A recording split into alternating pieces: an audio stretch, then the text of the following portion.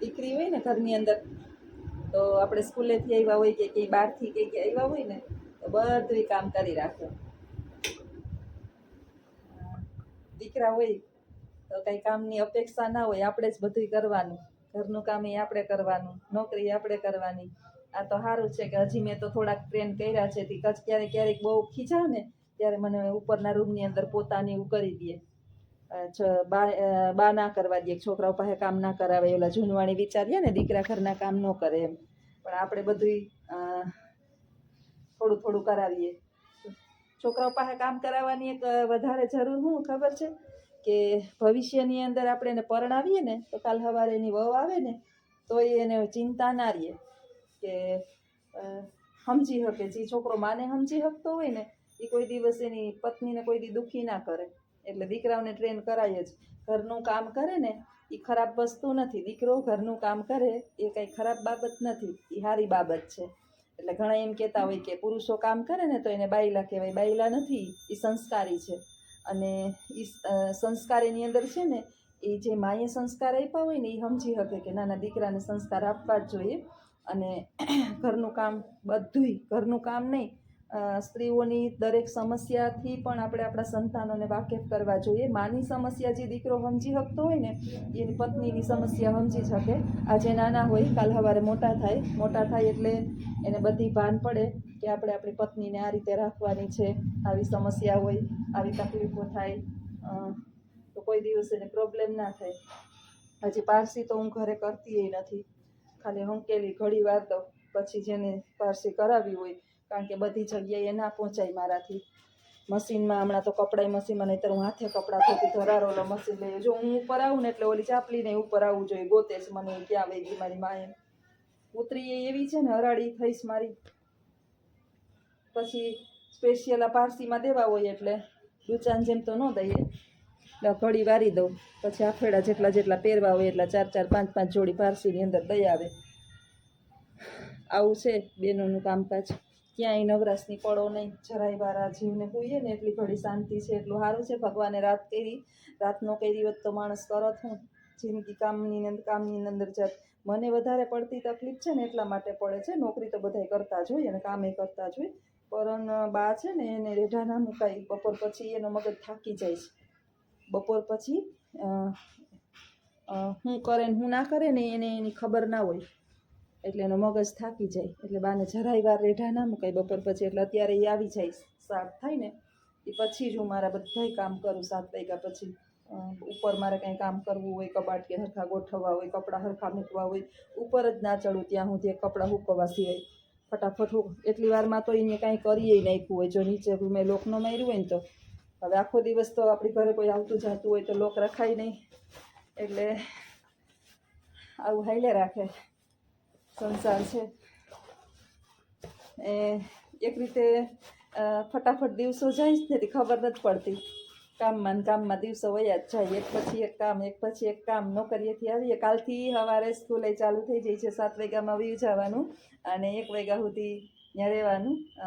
કાલ વેકેશન ખુલી જાય છે, સત્ર પૂરું, એટલે કામ વધી જાય. ઓલું થોડુંક હમણાં મોડું જવાનું હતું એટલે વાંધો નહોતો કે બધું કામ આપણે થોડું ઘણું 50% કામ જે છે એ સવારે કરીને જાય. ઓલું તો 7 વાગ્યામાં સ્કૂલે જ પહોંચી જવાનું હોય તો ઉઠીને આપણે 4:30 પોણા 5 તો હું આમ ઉઠી જ જાઉં ને ત્યારે ખેંચાતી કારણ કે પછી બાને તૈયાર કરવા, નાસ્તો બનાવીને જમાડવા સવારમાં પોરમાં.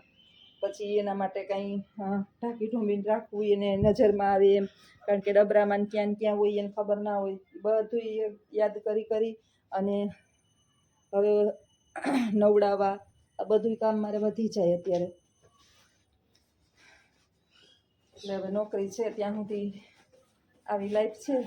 મને લાગે નોકરી કરી લઈને પૂરી ત્યાં બાઈ બિચારા જે છે એનું પૂરું થઈ જાય આયુષ્ય.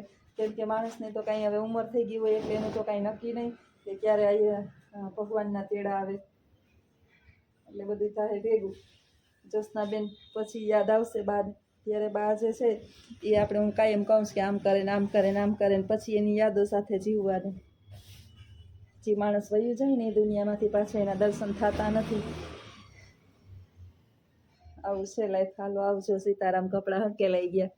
આરામ આવી ઉપર આવી સાંજના વાગ્યા 7:30 7:15 અત્યાર સુધી ટાઈમ ન મળ્યો, કલાક બા પાસે બેસવું પડ્યું. આટલા કપડાના થપ્પા રાખી મૂક્યા, આટલા હંકેલી પણ હજી જગ્યાએ મૂકવાનો ટાઈમ નથી મળ્યો. આ બધાય જે છે એ કાલ મશીનમાં નાખ્યા હતા. આજના મશીનમાં તો હજી ઉપરના હુકાય છે. હકેલવાનો ટાઈમ નથી મળ્યો, કારણ કે હું ઉપર આવું કપડાં હકેલવા તો બા જે છે એ નીચે ન કરવાના કરે. હવે મારા ઘરવાળા આવી ગયા, હવે એ નીચે અડધી કલાક રાખશે તો ઉપરના આ રૂમ ને બધું સાફ કરી નાખીશ. છોકરા ઘરમાં હોય ને, એક દિવસ બેન કહેતા હતા કે તમારા બેડરૂમ ને બધું બતાવો, તમારા રૂમ ને ઘરની મુલાકાત કરાવો. આ મારો છે ને નાનકડાનો રૂમ છે. છોકરી હોય ને, છોકરી તો બધું વ્યવસ્થિત રાખે. આજે આ બધા ચાદર ને કાઢ્યા છે. અત્યારે ગરમી થાય, બે પંખા ને એસી નાખી દે મમ્મી, એસી નાખી દે. નહીં તારે રહેવું 15-20 દિન, મારે એસી નથી રાખવું. આ નાનકડાનો રૂમ છે જો એકદમ વ્યવસ્થિત. હવે આ બધું હું હમું કરીશ. જય ભોળાનાથ. છોકરા હોય ને, દીકરી હોય ને તો બધું એકદમ નીટ એન્ડ ક્લીન હોય. જો એ જોડા અવ્યવસ્થિત પડ્યા, પાણીની સીસા ને બોટલું ને બધું એમને અવ્યવસ્થિત પડ્યું. આ બધું મારે ટાઈમે સાફ કરવાનું. એ અત્યારે નીકળે, વિદેશમાં રહીને આવ્યો ને એટલે હવે એને અહીંયા છે ને પ્રોબ્લેમ થાય, ગરમી બહુ થાય. 4 વર્ષ વિદેશ રહી આવ્યો નાનકડો. આ છે રવેશ અમારું. રવેશ રાખ્યો છે તમે ખાટલો. ક્યારેક બહાર ગાડામાં ગરમી કે બહુ થતી હોય ને તો ધાબા ઉપર હોઈએ. અહીંથી અમારે રવેશની અંદરથી બધું એકદમ ચોખ્ખું દેખાય. મકાન તો ભગવાને સરસ આપ્યું છે. નાનકડું છે પણ શાંતિવાળું મકાન છે, રહેવાની મજા આવે. પાડોશી એકદમ સારો છે. ઉપર હજી જો કપડાં હુકાય છે, ચાદરો બધી બદલાવી, અંદરના કવરિયા બદલાવ્યા. બાયુને કંઈ હક ના હોય. હવે આ રૂમની અંદર આટલા પડ્યા તો વિચારું કે બધાને હંકેલી લઉં. હંકેલતા આવું આ બધું જે છે ને, આ એની સુટકેસમાં એના હજી કપડાં પહેર્યા. આ બાની ટકડી છે હામી પડી ને, પહેલાંના સમયની અંદર જો આવી ટકડીઓ રાખતા. એ આખો દિવસ ફફર કરે ને એટલે મેં અહીંયા ચડાવી દીધી બાની ટકડી. પછી ભાઈ ઉપર પોતા કરે એટલે અહીંયા મૂકી દે. એને એટલું કામ મેં હોઈતું કે બપોર પછી છે ને તારા રૂમની અંદર, તારા રૂમની 2 રૂમની અંદર એક મને પોતા કરી દેવા. નીચેનું કામ પછી હું કેટલું કરું, એટલે આટલા ટ્રેન કર્યા છોકરાઓને મેં. આવું બધું હાલે રાખે. આ ભગવાનની હું જ્યાં જોઈ ને ત્યાં દ્વારકાધીશની છબી મારા બેડ ઉપર હોય જ. અહીં ભગવાન કૃષ્ણને રાખ્યા છે. આ રૂમની અંદર હું ક્યારેક આરામ બપોર પછી ઘડીક વાર કરું હું આરામ. એટલે આવું બધું છે. હવે હંકેલું આ બધા ધીમે. આવું સીતારામ, ભાઈ સીતારામ. આ હું હે બાપને દીકરાને દોરાને લખ્યું પેરી કેના દીવામાં ચાલશે? હે કેના દીવામાં ચાલશે બાપ? રુદ્ર ને હે રુદ્ર દીવા હા નો દોરવાનું પેલો જો દોરો કેવો આઈડી નો છે મારો આને તો છે ને, આને તો ઓલી નિહાળ છે ને એમાં જ બેહાડવો છે. ગાંડાવની એટલે સીધા કરી દે તો બેહાડ દેવો ને. હે ઓલા દાંત આવતા હોય તો આવે. બેને ભોયને હરમ આવે બિસાડા ને, દાંત નથી ને બે આવતાય નથી એટલે હરમ આવે. બીજું કઈ વાંધો ને. એ રુદ્ર આ કેમ ના આયલા?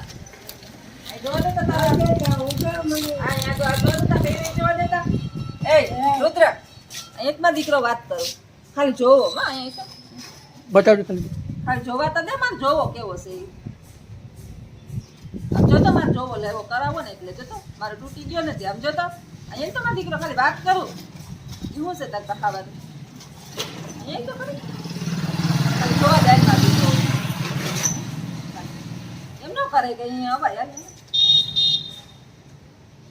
જોવા તો આ ટ્રેન જોવા દે મને નહીં આવી જોવા.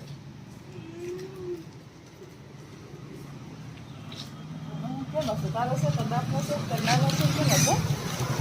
હે રૂપિયાવાળી ના હે તમે ત્યાં બહુ થઈ ગયા હમણાં નહીં? ક્યાંથી કાઢો રૂપિયા હે બાપ દીકરા? હે ખજાનાની ચાવી અમને તો બતાવો. એ ખેતરમાં નથી ડાયટા ને?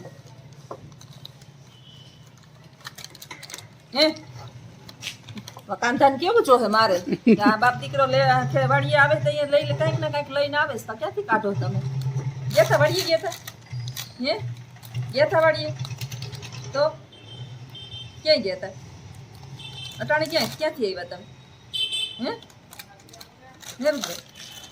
અટાણે ક્યાંથી આવ્યા આમ જીપસે જોઈ બોલ જોઈ ક્યાં દાંત જ નથી પણ બિસાડો ક્યાંથી બોલે જો આમ જોવો એને દાંત જો ક્યાં જો બિસાડો બોલે જ ક્યાંથી જો આવતાય નથી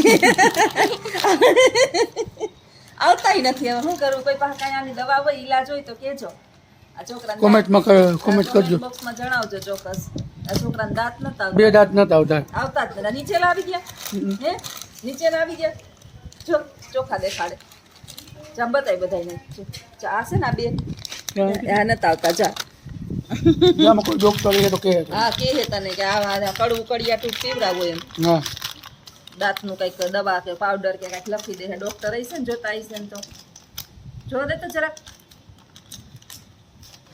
આવા ખાઈ ક્યાંથી દાંત આવે કંઈક શક્તિશાળી વસ્તુ ખાય તો દાંત આવે સારી વસ્તુ ખા હરી ફરીને પડીકા લઈને ઊભો હોય ક્યાં ગયા હતા એ તો કયો જમવા હે રમવા ગયા હતા તું આપતો તો હાકીને આવ્યો તો તું શું દેખાતો તો હા એ હે તો એમાં પિકમભાઈ ગોલાવાળા આવ્યા ને હમણાં બા છે ને હમણાં એને લંબુ થયું ગોલાને હાલ ભાઈ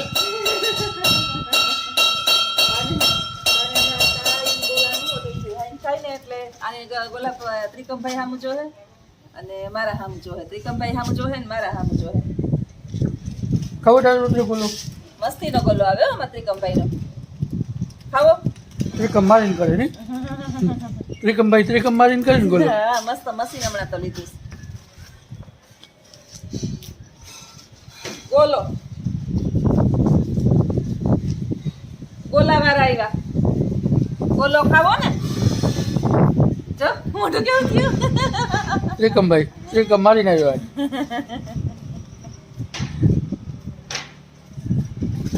તે ખાધો ગોલો કોઈ ખાવા ખાતો કોઈ ગોલો હે આ તો બાપો ખવડાવશે બધા ગોલા બાપાનું હે ના જન્મ દિવસ હા તો એ તાર બાપ દીકરો કે કામ ના દોરાન લખીને પીને ગયા તા ક્યાં ઈ તો કયો આ બધું પેરી ખોરડો તો પહેલેથી ખાનદાની જ છે ને ભૂખમાં પહેરાઈ તો હે રુદ્ર આ જો ના આપણા સિંહ સપાટા પહેલેથી જીવા છે ગાંડો છે અર્ધો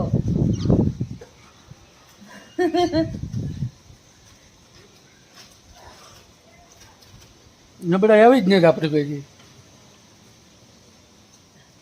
ભાઈ સારા સમજો ગામને આવે આપણે નબળાઈ ન આવે હા એ વાત સાચી ગામ આપણે હાટું જ કમાઈ ને હે રુદ્ર લગ્નમાં ગયા તા ભાઈ હે રુદ્ર ભૂસો યો લે યો હવે ભલે ને લઈ જાય કો આગળ ઓલા કૂતરા ઉપાડી જાય એ કેવાનો ખા કઈ સેવડાનો હા ચોલ ભૂંડનું તો લઈ જ જાય હો ખાઈ જાય હો હા લઈ લે જા થોડી લઈ જલ્દી જા જા જા ચલ ભાઈ પિસ્તો જાહે ઉઠી ની તો લઈને માથે જ જાહે જલ્દી જા લઈ જા પાણી આલો બહુ ને પાછો તો ત્યાં ખા કરતી તો તમે તો અસલ નિહારમાં બિહારો જાજો લે સમજો અને હું મેડમને વાત કરતી હતી કે જે છે ને બે દાંત નથી ને છોકરો આવી ગયો જરાક એને હરખાઈ સર્વિસ કરજો મને કે તમે ભણાવો ને તમારી નિહારમાં મેં કીધું ના એ મને ભણાવવા માંડે પાછો ઓવર થઈ જાય ને હા આપણી પાસે ન ભણે મને ભણાવવા માંડે બીજા છોકરા પછી કાલ તમને બધાય ભણાવીએ અમે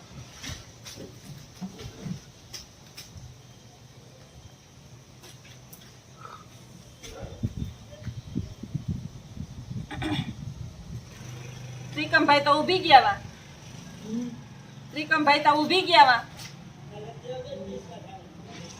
ગોલા બનાવતા બનાવતા ઉપર એ ત્રિકમ મારે ત્યાં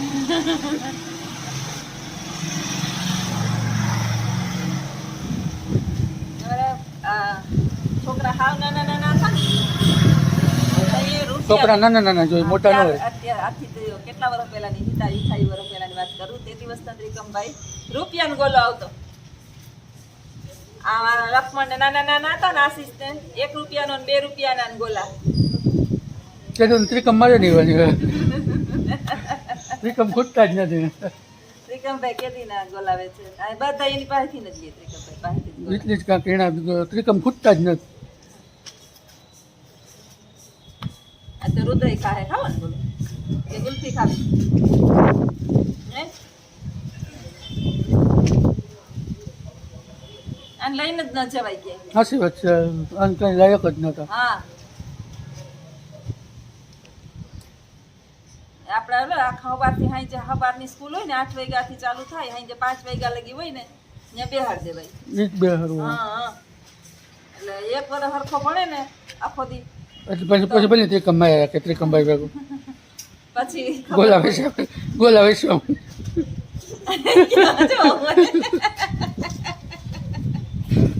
ગોલા વેચજો